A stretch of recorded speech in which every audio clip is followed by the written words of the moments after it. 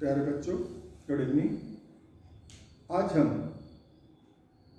मैं Banwarilal Meena, associate professor of economics, government college Pipalkot, district Pratapgarh, Rajasthan.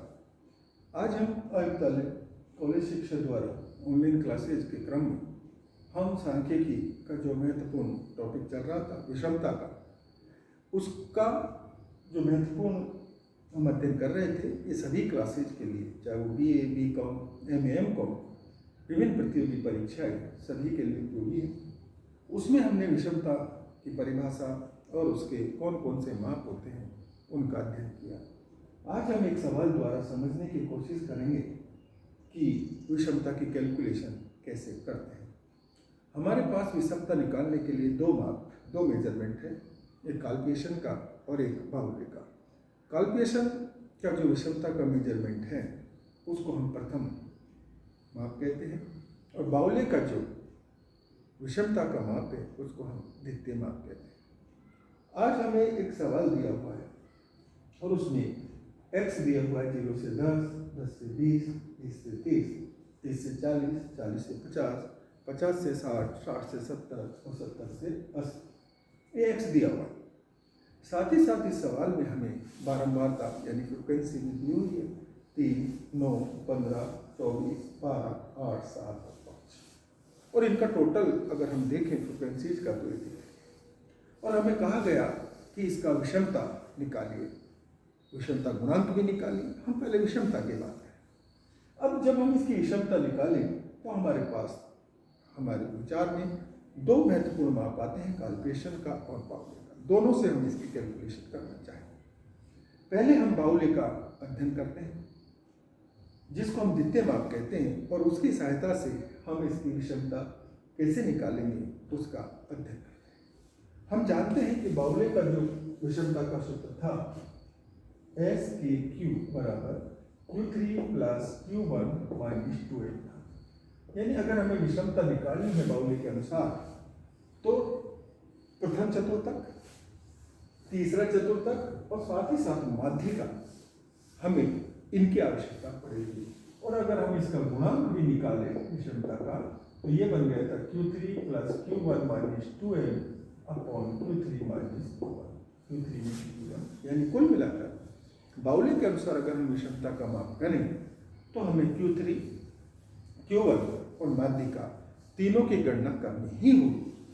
तो हम निकालते हैं बाउले के अनुसार। तो जब भी हम चाहे माध्यिका निकालें, चाहे हम Q1 निकालें, चाहे हम Q3 निकालें, उनके लिए हमें जो सवाल दिया हुआ है उसमें CF यानी संचयी बारंबारता बनानी ही होगी। तो हम इस सवाल की हम संचयी क्यूमुलेटिव फ्रीक्वेंसी बनाते हैं।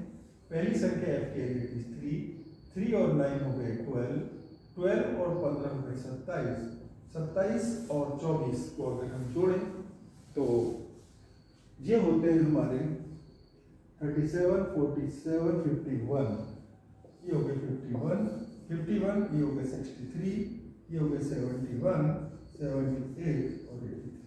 तो ये हमने इसका CF बना दिया। तो हम जो CF बनाते हैं उसकी जो लास्ट वैल्यू है वो उतनी ही आती है जितनी की बारंबारता का टोटल होता है। अब हमें इसके लिए माध्यिका निकालनी है, Q1 निकालना है और Q3।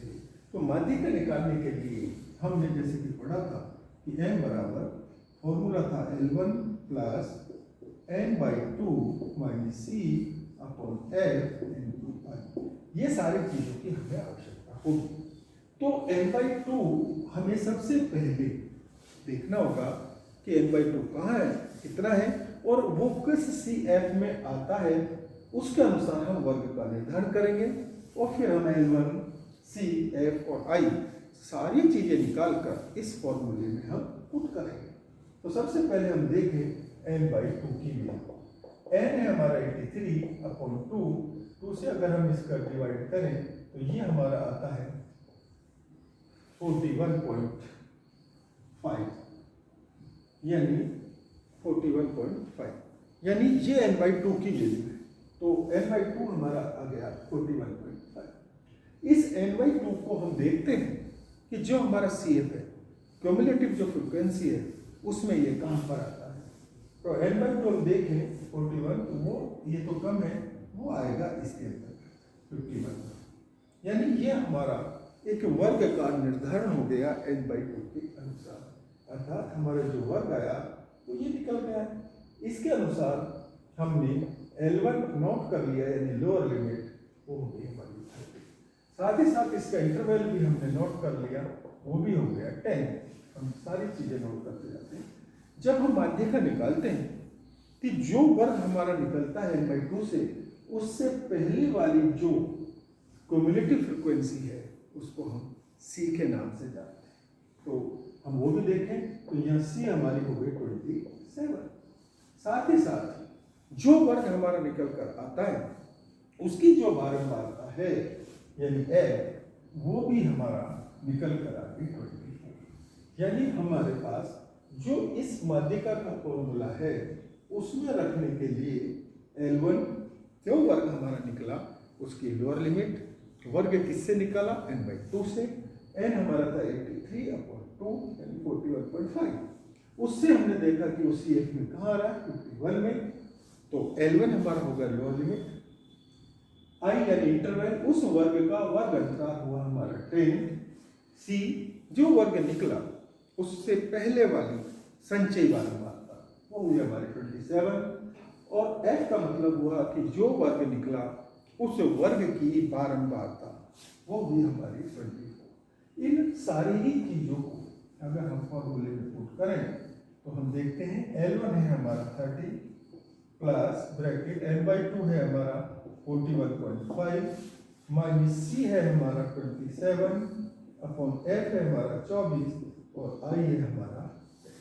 इसको हम सॉल्व कर लेंगे तो मान लीजिए ये हो गया आपका 30 प्लस 41.5 में के अगर हम 27 घटा दें तो ये हमारा 14.5 अपॉन 24 इंटू 10। इसकी अगर हम एक को नीचे कर दे तो इससे कैंसिल, तो ये होगा हमारा 30 प्लस 145 अपॉन 24। इसको आप सॉल्व कर लेंगे तो ये आपका आ जाएगा मीडियन, यानी 145 में आप 24 से डिवाइड कर दीजिए और जो भी आएगा आपका 145 से आप 24 को अगर आप देखें तो ये लगभग 5 बार, अगर आप 6 बार अगर आप देते हो तो 24, 2 कैरी फॉरवर्ड, 6 दूनी 12 और 2 14, ये हो गए 6 कैरी फॉरवर्ड 2, 6 दूनी 12, ये आया आपका 1.00 और ये आपका लगभग जाएगा 4 बार, यानी लगभग 6.4 के करीब। तो 30 प्लस 6.4 अगर हम देखें तो मीडियन आपका आ गया 36.4। और हमें पता होना चाहिए कि जो भी वर्ग हमारा है मीडियन उसके बीच में होना चाहिए। तो हमारा जो मीडियन था वो था 30-40 का वर्ग, तो ये हमारा 36.6 हमारा मीडियन। इसी में अब हमें चाहिए Q1 और Q3। जब हम Q1 और Q3 निकालते हैं तो उसके लिए भी हमें जो सवाल दिया हुआ है उसका हमें CF बनाना ही होगा। CF हमारा इस सवाल के अंतर्गत बना हुआ है, हमें वापस CF बनाने की आवश्यकता नहीं है। तो CF हमारा बना हुआ है इस सवाल के अंतर्गत, जैसे कि हमने अभी बनाया। और हम Q1 अगर निकालना चाहें, क्योंकि Q1 चतुर्थक से निकलता है, इसलिए Q1 का जो फॉर्मूला बनेगा पहले हमें उसको समझना होगा। L1 प्लस माध्यिका में हम n बाई 2 लेते थे, यहाँ Q1 के लिए हम लेंगे n by 4 minus C upon F into I। और जब हम Q3 निकालेंगे इसका तो हम लेंगे L1, तो n बाई 4 है, इसकी जगह हम लेंगे 3n by 4 minus C upon F into I। यानी अगर हम Q1 और Q3 निकालें तो Q1 माध्यिका का जो फॉर्मूला था उसमें जहाँ n बाई 2 था, Q1 के लिए हम n बाई 4 लेंगे और Q3 के लिए 3n बाई 4 लेंगे। बाकी सारी चीजें फॉर्मूले में वही रहेगी, लेकिन इसके लिए वर्ग अलग बनेगा, C अलग होगा, F अलग होगा, जैसा कि तो n बाई 4 का मतलब जब हम Q1 अगर निकालें तो सबसे पहले हमें जो निकालना होगा Q1 के लिए वो है n बाई 4, यानी 83/4 अगर हम इसको देखें डिवाइड करके, तो 83 में अगर हम 4 से डिवाइड करें तो 21 80 की वजह 3.07 और ये 2.5, यानी लगभग ये हमारा आया 20.5, यानी n/4 की वैल्यू हमारी 20.75 है। ये हम निकाल चुके हैं। अब इसको हमें जिस प्रकार माध्यिका में देखते थे उसी प्रकार n/4 को हमें CF को देखना है, और वो जो आएगा ये आएगा हमारा 27, यानी अब हमारा ये एक वर्ग का निर्धारण हो गया है 27 वाला, यानी 20 से 30 वाला वर्ग हमारा बन गया है। इसके अनुसार हम सारी चीजें नोट करेंगे। इस वर्ग के अनुसार अगर हम देखें तो हमारा जो चीजें निकल कर आती है हम उनको अगर नोट करें तो L1 हमारा जो निकला वो हमारा बना इसके अनुसार 20। इसका जो वर्ग अंतराल है I, अगर हम वो देखें तो वो 10, और जो वर्ग है उसकी अगर हम बारंबारता देखें तो वो है इसके अनुसार F15, और C होता है कि जो वर्ग बना उससे पहले वाली संचयी बारंबारता, तो C हो गई हमारी 12, और सारी चीजें हमने नोट कर ली। इसको अगर हम फॉर्मूले में रखें तो Q1 हम निकाल सकते हैं L1 plus n/4 minus C/L × I। ये वैल्यू जब पुट करें, L1 है हमारा यहाँ पर 20 प्लस n/4 हमने निकाला था 20.75, C यहाँ पर है हमारा 12, F है हमारा यहाँ पर 15 और I है इंटरवल 10। इसका अगर हम सॉल्यूशन करें तो Q1 की वैल्यू आती है हमारी 20 प्लस 20.75 में के अगर हम 12 घटाएं तो ये लगभग इसको 20 ये हुआ 8, यानी लगभग 7.25 के करीब हमारा बचा अपॉन 15 × 10। इसके अगर हम दो बिंदु नीचे कर दें, इससे 1 और अगर इसको हम सॉल्यूशन करें 3 से 5 बट कैरी फॉरवर्ड 2 5 4 से 20 2 5, और अगर हम इसको देखें 5 से तो ये हो गया 2 बार, ये हो गया 2 बचा 4, ये हो गया 9, 29/6। 29 को आप 6 से अगर डिवाइड करें तो लगभग 4, ये हो गया 24, ये बचा आपके पास 5.0 48, और ये होगा 203 4.83 के लगभग, और ये है आपका 20, यानी Q1 की वैल्यू आपकी आ गई लगभग 24.83। तो ये हमने Q1 को कैलकुलेट कर दिया। अगर अब चूंकि हमें जब हम बाहुल्य का विषमता गुणांक पढ़ रहे हैं तो हमें Q3 प्लस Q1 माइनस 12 चाहिए, फिर फॉर्मूले में Q1 और Q3 को जोड़कर मीडियन जो निकाला उसको 2 से मल्टीप्लाई करके माइनस कर देंगे, तो वो हमारा बाहुल्य का विषमता गुणांक आ जाएगा। और विषमता गुणांक अगर हमें निकालना है तो नीचे Q3 में के Q1 घटाकर उससे डिवाइड कर देंगे तो गुणांक आ जाएगा। अब इसी सवाल में हम अगर देखें कि तो Q3 और निकालें, तो Q3 निकालने के लिए हमें CF बनाने की आवश्यकता है, और CF हमारा इस सवाल में बना हुआ है। अब उसके लिए हमें माध्यिका के लिए हम n/2 देख रहे थे, Q1 के लिए हम n/4 देख रहे थे, तो इसके लिए हम देखेंगे जो है 3n/4।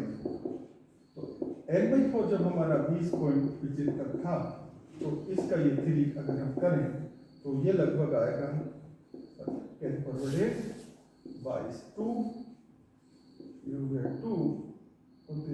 लगभग 62.25 3n/4 की वैल्यू। इसको हम CF में अगर देखें तो हमारा वर्ग जो निकल कर आएगा वो ये वर्ग होगा। इसके अनुसार हम सारी वैल्यूज पुट करेंगे, फॉर्मूले में रखेंगे और हम सॉल्यूशन कर लेंगे। तो देखिए L1 इसके अनुसार बना 40 प्लस 3n/4 की वैल्यू आई 62.25, C इससे पहले वाला संचय बारंबारता 51, और जो हमारा वर्ग आया 40 से 50, उसकी जो बारंबारता है 12 और इंटू इंटरवल हुआ 10। इसको अगर आप सॉल्व करेंगे इसमें कि 51 घटा दोगे तो ये बचेगा 11.25 अपॉन 12 इंटू 10। इसका आप सॉल्यूशन जो कर लोगे और जो हमारा आएगा वो होगा Q3 की वैल्यू आप इसको कैलकुलेट करके निकाल लेंगे। और अब बाउले का विषमता हम देखेंगे, Q3 आया उसमें Q1 को प्लस करेंगे और जो माध्यिक आई उसको 2 से मल्टीप्लाई करके इनके टोटल में के उसको माइनस करेंगे और जो भी निकलेगा वो हमारा बाउले का विषमता। इस वैल्यू में अगर हम Q3 में के Q1 को माइनस करके और जो वैल्यू आए इसको डिवाइड कर दें तो वो हमारा बाउले का विषमता गुणांक होगा। इस प्रकार जब हम बाउले का विषमता गुणांक का अध्ययन करते हैं तो हमें मीडियन चाहिए, Q1 चाहिए और Q3 चाहिए। तीनों की कैलकुलेशन करने के लिए हमें संचयी बारंबारता बनानी है, माध्यिका के लिए n/2 देखना है, फॉर्मूले में पुट करनी है, सारी वैल्यूज निकालनी है। Q1 के लिए n/4 देखना है और Q3 के लिए 3n/4 देखना है। इस तरह से हम सारी कैलकुलेशन करके हम बाउले का विषमता गुणांक निकाल सकते हैं। Thank you.